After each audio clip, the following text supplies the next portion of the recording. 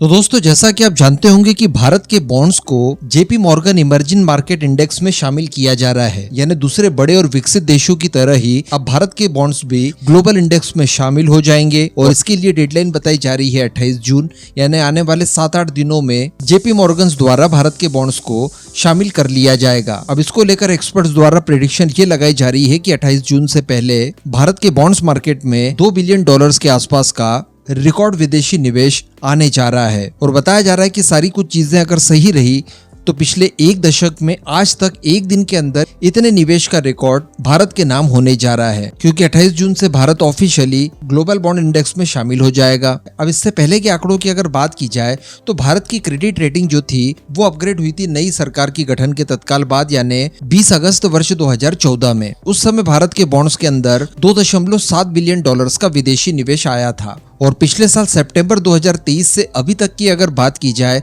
तो भारत के बॉन्ड्स में $10 बिलियन तक का विदेशी निवेश आ चुका है। इसे अगर आप कंपेयर करना चाहें तो पहले की तुलना में ये लगभग 2 गुना बड़ा है। यानी जहां पर भारत के अंदर विदेशी निवेशकों का बॉन्ड्स के माध्यम से जो निवेश था उसकी परसेंटेज थी 2.77% तक, लेकिन आज ये 4.45% तक पहुंच चुकी है। तो कहने का मतलब भारतीय बॉन्ड्स की डिमांड अब विश्व स्तर पर काफी हद तक बढ़ चुकी है। किसी जमाने में इसी तरह की डिमांड्स अमेरिका, चाइना या फिर जापान जैसे देशों के बॉन्ड्स की हुआ करती थी। इसके पीछे का कारण यही है कि भारत आर्थिक तौर पर अच्छे रिफॉर्म्स ला रहा है और इस वजह से भारत की जीडीपी ग्रोथ रेट बढ़ रही है, भारत का स्टॉक मार्केट बढ़ रहा है, भारत के अंदर लगातार डेवलपमेंट के काम किए जा रहे हैं। तो इन्हीं सब परियोजनाओं के अंदर इन्वेस्ट करने के लिए भारतीय बॉन्ड्स खरीदे जा रहे हैं। अब बताया जा रहा है कि इतना हो जाने के बावजूद इसे आप केवल शुरुआत कहेंगे, क्योंकि बताया ये जा रहा है कि आने वाले कुछ ही समय में भारत के अंदर लगभग $20 बिलियन का फंड इनफ्लो आने जा रहा है। जी हाँ, क्योंकि जानकारी के अनुसार ये जो JP Morgan emerging market index में शामिल किए गए हैं भारतीय बॉन्ड्स को, इस इंडेक्स में भारत का लगभग $200 बिलियन के एसेट्स को ट्रैक पर रखा गया है।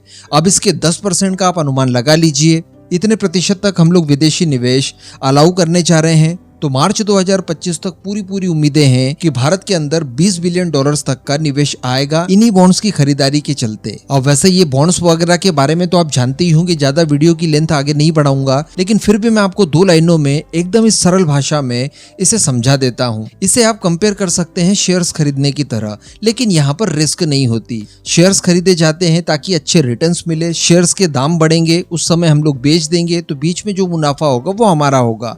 लेकिन बॉन्ड्स की बात की जाए तो यहाँ पर उस देश की सरकार आपको गारंटी देती है कि आप जो बॉन्ड हमारे खरीद रहे हैं उसमें हम आपको आपके द्वारा लगाया गया पैसा और उसके साथ साथ उसके ऊपर बनने वाला ब्याज गारंटी के साथ रिटर्न करेंगे। तो यहाँ पर गारंटी भारतीय सरकार की रहती है और भारतीय सरकार की गारंटी भी इस समय काफी ज्यादा कारगर इसलिए है क्योंकि भारत इकोनॉमी के क्षेत्र में काफी ज्यादा तेजी से प्रगति कर रहा है। तो विदेशी निवेशकों को पता है कि अगर यहाँ पर इनके बॉन्ड्स खरीदे गए, निवेश किया गया तो अच्छे रिटर्न्स के साथ हमें मिलेंगे ही मिलेंगे वापस। और अगर इस निवेश की बात की जाए कि भारतीय सरकार क्या करेगी, तो इस निवेश का इस्तेमाल भारत के अंदर इंफ्रास्ट्रक्चर या फिर अन्य तरह की जो डेवलपमेंट की परियोजनाएं हैं उन्हें आगे बढ़ाने में किया जाएगा। तो अल्टीमेटली ये कहा जा सकता है, ये माना जा सकता है कि इकोनॉमी के क्षेत्र में इससे अच्छा सुनहरा दौर आज तक भारत ने नहीं देखा। अब इस पूरे मुद्दे पर आपका क्या मानना है, नीचे कमेंट करके जरूर बताइएगा।